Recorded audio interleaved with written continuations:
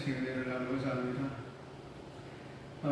문제 제기에 대한 내용들은 한번 좀 읽어보시면 되고요. 본문 용구로 바로 들어가겠습니다. 1번 인자가 올 때 기도의 자세는 어떠해야 하는가입니다. 1절에 보면 답이 어떻게 되죠? 네, 항상 기도하고 낙심하지 말아야 한다라는 거죠.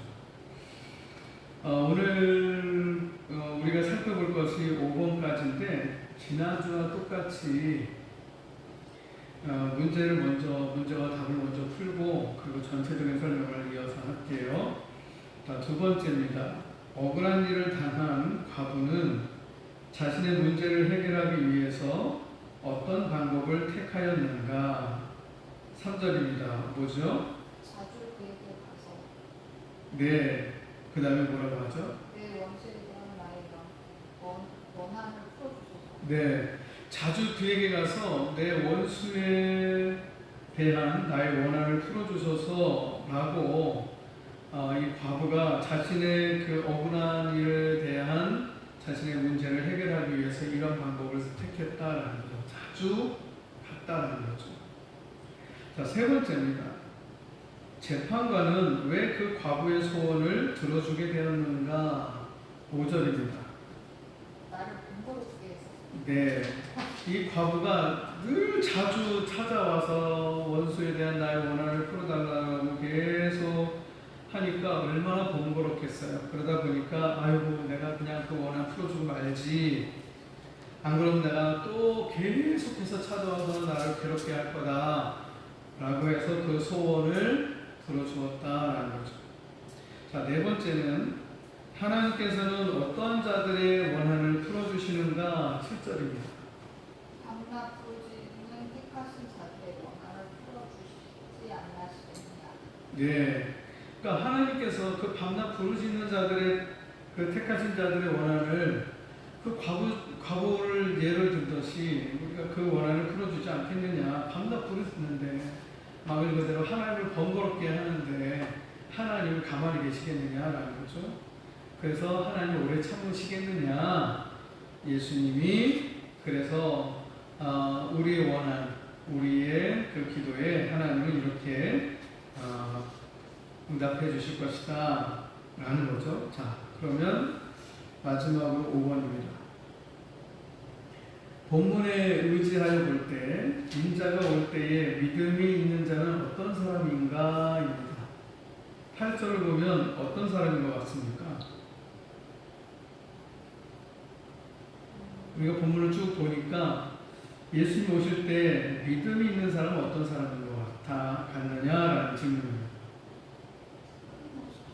끊임없이 기도하는 사람. 예.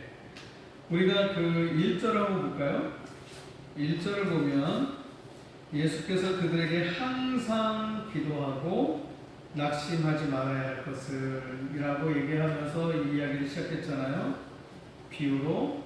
그렇다면 8절에서 그 세상에서 인자가 올 때 믿음을 보겠느냐라고 하는 이 믿음이라고 하는 것은 바로 항상 포기하지 않고 항상 기도하고 낙심하지 않는 그러한 기도의 사람. 그러한 사람이 과연 인자가 올 때 그러한 믿음이 있겠느냐 라는 거죠. 세상에서 그런 믿음을 볼 수 있을까 하는 거예요. 이 말은 다시 바꿔서 얘기하면 포기하지 않고 믿음으로 끈질기게 기도하는 사람이 과연 몇 명이나 될까? 라고 하는 그러한 질문이기도 하죠. 우리가 거기에 그 질문에 대답할 수 있어야 되고 우리도 포기하지 않고 믿음으로 끈질기게 기도하는 사람이어야 되겠다 하는 다짐이 있어야 되는 말씀입니다. 자, 그렇다면 이제 오늘 본문에 대한 질문과 대답은 우리가 살펴봤고요. 그렇다면 이제 전체적으로 한번 설명을 좀 이제 해볼 필요가 있습니다. 예수님 당시에는요, 억울한 사람들이 참 많았다고 합니다. 주로 그렇다면 어떤 사람들이고 또 어떻게 억울한 일을 당했는지 우리가 이 본문, 오늘 본문을 보면서 우리가 좀 알아볼 필요가 있어요. 예수님 당시 유대 사회는요, 당시는 로마가 전 세계를 지배하고 있었고 그 지배하는 나라 중에 이스라엘도 들어가 있어요. 그러다 보니까 종교 지도자들의 그 엄격한 그 율법 때문에, 율법주의 때문에 억울한 일을 당하는 사람들이 많았어요. 로마 지배로부터도 억울한 일을 당하고 또 그 당시 종교 지도자들의 그 엄격한 율법주의 때문에도 억울한 일을 당하는 사람들이 많았다는 거죠. 그러니까 이들은 사회적으로 힘이 없고 소외된 계층입니다. 종교적으로, 사회적으로도, 경제적으로도 억압 속에서 이 고통을 받았어요. 그래서 주로 억울한 일을 당한 사람들이 있는데 대표적으로 세리와 죄인이에요. 세리는 그 당시 로마 제국을 위해서 세금을 걷는 그 유대인들을 일컬어요. 이 세리들은 어떻게 보면 로마의 앞잡이 역할을 해요. 그래서 동족들에게 지나치게 많은 세금을 걷어들였어요. 그러니까 우리나라로 예를 들면 친일파예요. 이 친일파 사람들이 막 경찰서에도 있고 세금 세무서에도 있고 막 뭐 각 그 공무원 사회나 뭐 여기 다 깔려 있잖아요. 그러다 보니까 일본인들도 참 나빴지만 이 친일파들, 조선 사람들이 일본의 앞잡이가 돼서 조선 사람들을 더 괴롭히는 역할을 했다면 그것이 우리나라에서는 친일파라고 하면 그 친일파 같은 일을 했던 사람들이 세리였다라는 거죠. 그리고 또 참여예요. 당시에 이 사회에서는 가장 낮은 지위에 있었던 그런 사람들이죠. 자, 그러니까 이 유대 사회는 이 세리를 민족의 반역자로, 착취자로 여기다 보니까 이 세리들은요, 법정에서는 이제 소위 말하는 그 유대 사회에서는 왕따시킨 거, 세리들을. 그래서 법정에서 증인으로 설 수도 없었고 종교적인 그런 공동체에서도 완전히 배제시켰어요. 그러니까 그 당시 유대 사회에서는 이 세리들을 인간 취급을 안 했다는 거죠. 그러니까 이 바리새인들과 서기관들은요, 세리와 창녀들을 죄인으로 규정을 하고 인간으로서 상정하지는 않았어요. 그리고 그들은, 세리와 창녀들은 말 그대로 이 하나님이 주시는 그 구원에 대해서는 아예 멀어진 존재로 여겨버렸어요. 그러나 이 예수님은 오히려 이 세리들, 우리 세리 삭개오 하면 딱 떠오르는 게 그와 함께 예수님이 식사를 하셨죠. 그러니까 예수님은 그런 세리들, 많은 사람들이 배척하고 배격하고 그렇게 했던 그 세리하고도 식사하고 교제하면서 사회적인 그런 멸시와 소외로부터 뭔가 이렇게 자유함을 주는, 해소시켜주는 그런 역할을 했었죠. 또 나병 환자 같은 경우도 마찬가지입니다. 문둥병 환자죠. 당시에 불치병으로 여겨졌고 율법으로 봤을 땐 부정하다 여겨서 이것 또한 전염병 그런 환자일 뿐만 아니라 종교적으로도 네가 하나님으로부터 벌을 받았기 때문에, 네가 죄를 졌기 때문에 네가 그 문둥병, 피부병을 앓게 된 거야, 네가 죄를 졌기 때문에 그런 거야 하고 낙인을 찍어버렸어요. 그러니까 이 사람은 한순간에 내가 문둥병, 나병이 걸리면서 피부질환을 걸리면서 전염성을 일으킬 수 있기도 했지만 그 모든 원인이 너의 죄 때문이다, 네가 죄를 졌기 때문에 네가 벌 받은 거야, 이러한 인식을, 사회적 인식을 가지고 그를 대했기 때문에 굉장히 차별을 많이 했고 그러다 보니까 억울함이 이루 말할 수가 없었겠죠. 그 다음에 이제 또 그 당시의 여성들입니다. 당시 유대 사회는 극도로 남성 우월주의, 남성 중심적이었어요. 중심적인 사회였어요. 그래서 여성은 어떻게 보면 재산으로 취급되거나 남자의 소유물로 여겨졌어요. 그래서 우리가 그 오병이어라고 하는 그 본문, 성경에서 그 본문에서 사람들의 그 숫자를 셀 때 그 오병이어는 5,000명을 얘기하는데 그 5,000명에서 그 숫자가 어떤 숫자냐면 남자들만 생긴 거예요. 그러니까 남자들만 사람으로 여기고 한 사람 두 사람 해갖고 센 것이 성인 남자만 5,000명인 거예요.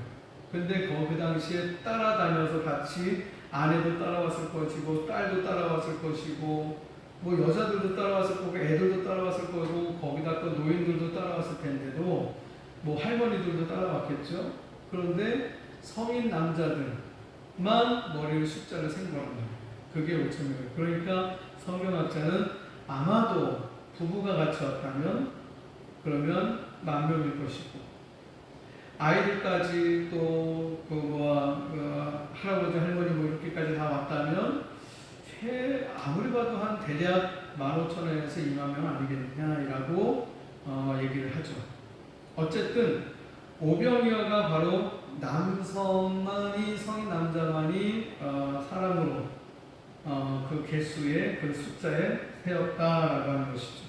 그러니까 여성들은 굉장히 차별을 당했다는 거예요. 그런데 더 나아가서 남편이 없는 과부예요. 그나마 남편이 있는 아내면 그래도 남편이 있기 때문에 같이 뭐 부부 동반을 하든 뭐든 같이 뭔가 이렇게 그래도 대우를 해주지만 남편이 없는 과부는 그 당시에 굉장한 차별과 무시를 많이 당했어요. 억울한 일을 당해도 남편이 없으니까 누가 자기의 보호자가 없으니까 굉장히 무시하고 멸시하고 천대하고 학대까지 했었던 거죠. 누가 도와주질 않아요. 그렇게 이 과부들이 여성 차별도 심했던 그 당시 사회의 과부들은 더 많은 무시와 더 차별이 심했기 때문에 억울한 일을 당해도 누가 도와주지를 않았다라고 볼 수가 있고요. 또 차별을 받고 무시를 당하고 억울한 일을 당해도 누가 구제가 안 되는 사람들 중에 또 있다면 이방인과 사마리아인이에요. 유대인들은 자기들의 선민 사상, 선민 의식이 강하기 때문에 유대인 하면 굉장히 형제처럼 여겨지고 내 가족처럼 여겨져요. 그러나 유대인이 아닌 그 외의 이방인들은 그리고 사마리아인들 같은 경우는 굉장히 그 짐승처럼 그렇게 여겼다라는 거죠. 그러니까 뭐 이루 말할 수가 없죠. 뭐 경제적으로, 사회적으로, 또 종교적으로 탄압과 그리고 차별이 굉장히 심했다라고 볼 수가 있습니다. 자, 그런데 이제 예수님 당시에 그렇다면 이제 그런 사회적 분위기 속에서 오늘 등장하는 이 재판관에 대해서도 한번 살펴볼 필요가 있어요. 이 재판관이 오늘 성경을 보면 불의한 일을 많이 행했다라고 하는데 과연 이 재판관은 어떤 불의한 일을 행했기에 오늘 성경에서 예수님은 불의한 재판관을 이야기할까? 이것은 지난번에도 제가 성경 공부를 통해서도 말씀했지만 예수님은 없는 이야기를 꾸며서 소설처럼 만들어낸 게 아니라 그 당시에 만연해 있는 사회적인 어떤 특징, 그 상황을 사실적으로 그걸 묘사하면서 비틀어서 비유로 이야기하는 거거든요. 그러니까 누구나가 그걸 들었을 때 맞아, 재판관이 그렇지 뭐 우리 재판관이 그래, 뭐 판사들이 다 그렇지, 뇌물 먹고 부정부패로 그냥 그렇게 돈 있는 사람은 그냥 봐주고 돈 없는 우리 서민들은 그냥 막 함부로 하고 그래서 뭐 유전 무죄, 무전 유죄 뭐 이런 식의 구분 판결을 했던 그 시대상을 그대로 오늘 이 본문에서 녹여서 비유로 말씀하고 있는 거죠. 자, 그러다 보니까 예수님 시대에는 재판관들이 불의한 일들을 많이 행했던 일들이 많았습니다. 특히 당시의 유대 사회에서 그 법 집행은 이 로마 제국의 통치 아래 있었기 때문에 종교적, 사회적, 정치적 요인으로 이 복합적으로 작용하면서 재판의 이 공정성을 잃어버리는 경우가 많았어요. 그러니까 뭐 종교적으로 보면 뭔가 종교적인 지도자가 있다면 그쪽으로 편애하는 거죠. 또 사회적으로도 뭔가 좀 돈이 많고 또 뭔가 좀 이렇게 재벌이고 이런 사람들한테 또 재판이 기울어지죠. 그쪽이 이기는 거죠. 정치적으로도 정치인들 뭐 우리나라도 국회의원 뭐 면제권도 있고 뭐 다 법적으로 보호해 주잖아요. 그러니까 국회의원 그거 뺏지 않아 달려고 얼마나 노력합니까? 근데 유대 당시에는 이 정치인들은 이루 말할 수가 없어요. 그러니까 정치인과 한번 엮여버리면 그냥 손해보고 그냥 내가 포기해야 되고 억울한 일이 있어도 에휴 진짜 이건 안 되지 하고 그냥 포기할 수밖에 없는 상황. 더 정치인하고 내가 뭔가 정의롭게 하겠다 하다가는 목숨마저 잃을 수도 있는 그런 상황이었다는 거죠. 자, 그래서 예수님 당시에는 결국은 로마가 통치하면서 로마법에 의해서도 결국 그 재판관이 로마의 거기에 비율을 맞추려고 자신의 유대 백성들에 대한 그런 혜택, 복지, 뭔가 어떤 좋은 어떤 그런 판례 이것을 해주기보단 로마 눈치를 보면서 로마는 불편해하고 불편한 심정을 드러내면 아이고 그렇구나 하고 로마에다가 모든 그 비율을 맞추는 그러다 보니까 내 동족들에 대한 억울함을 외면할 수밖에 없는 그런 상황이 있었고요. 당연히 또 유대 종교 지도자들의 권력이 막강하다 보니까 거기에 또 이 판결이 기울어지는 상황이었다라는 거죠. 그래서 예수님 시대의 이 불의한 재판은 성경 곳곳에서 우리가 그러면 살펴볼 수가 있어요. 그 첫 번째가 예수님 재판이 그랬죠. 예수님 재판이 대표적인 불의한 재판의 사례입니다. 유대인 자치회라고 해서 사내들인이라고 하는 이 공의에서 예수님을 신성 모독죄로 몰아갔는데 이건 이 바리새인, 서기관, 사두개인 이 종교 지도자들이 자신들의 그 권위에 도전한다라고 해서 예수님을 모함을 하고 그래서 예수님을 제거하기 위해서 정치적인 목적으로 그냥 밀어붙여버렸죠. 그러다 보니까 이 증인들의 증언도 일치하지도 않았고 또 밤중에 불법적으로 예수님을 겟세마네 동산에서 체포해갖고 불법적으로 체포한 거예요. 뭐 영장이 나온 것도 아니고 불법적으로 체포해가지고 지네들끼리 막 재판에서 너 유죄 막 이렇게 때려버리고 그러니까 뭔가 절차적으로 뭔가 어떤 법적으로 뭔가 이게 문제가 없는 게 아니라 문제가 수두룩하고 많았다는 거죠. 근데 그들이 가지고 있는 그 기득권, 그 권력을 누구 한 사람 그게 잘못됐다고 말할 수가 없는 상황이었어요. 자, 그런 상황에서 이제는 이 유대 자치회에서 이제는 모든 판결은 또 로마법이 있기 때문에 그 당시에 유대 사회를 다스리고 있는 총독, 우리나라도 마찬가지로 일제 강점기 시대 때는 광화문 앞에 조선 총독부가 세워졌듯이 그 조선 총독부의 그 수장이 그 당시에 고종 황제보다 권력이 셌으니까요. 말 그대로 이 유대 사회에서도 빌라도라고 하는 그 총독이 권력이 엄청나게 셌단 말이죠. 그러니까 그 사람한테 재판받으러 간 거예요. 예수님을 또 끌고 가서. 근데 빌라도가 아무리 봐도 예수님의 죄를 찾을 수가 없는 거예요. 그래서 무죄를 하려고 했더니 이 바리새인들과 서기관과 사두개인들 이 사람들이 전부 다 그냥 군중들을 데리고 와가지고 예수님을 십자가에 못 박으시옵소서 못 쏴주소서 막 그러니까 이게 밀란이 일어나버리고 이게 소위 말하면 반란이 일어나버리면 로마 제국 황제로부터 야 너 그 나라를 지금 잘 다스리라고 너 총독을 세워놨는데 너 그거밖에 못해? 라고 해서 이 총독 자리에서 잘릴 수가 있거든요. 그 책임을 물어서. 그러니까 이 빌라도 총독은 로마에다가도 비유를 맞춰야 되지만 유대 사회에서도 야 니네 웬만하면 좀 시끄럽게 하지 마라, 좀 조용히 좀 잘 지내자, 내가 그럼 니네들 원하는 대로 좀 해줄게, 어떻게 해주면 되겠어, 뭐 이런 상황이란 말이에요. 그러다 보니까 이 종교 지도자들, 바리새인들, 사두개인들, 뭐 서기관 이 사람들 막 들고 일어나고 막 군중 심리로 인해서 막 들끓게 만드니까 눈치를 보고 이 군중들의 압력과 그리고 자신의 정치적인 그런 입지를 지키기 위해서 결국에는 예수님이 죄가 없다고 보여지지만 예수님의 죄를 판결합니다. 그래서 예수님을 십자가형으로 선고를 때리게 되죠. 그러면서 자신이 좀 양심에 가책이 돼서 세숫대에다 물 떠와라 그러면서 거기다 자기 손을 씻으면서 나 죄 없다, 니네들이 죽이라고 해서 죽인 거야 하고 손을 씻는 그런 모습도 성경에서 보여주고 있죠. 그게 양면성이죠. 모순된 점이죠.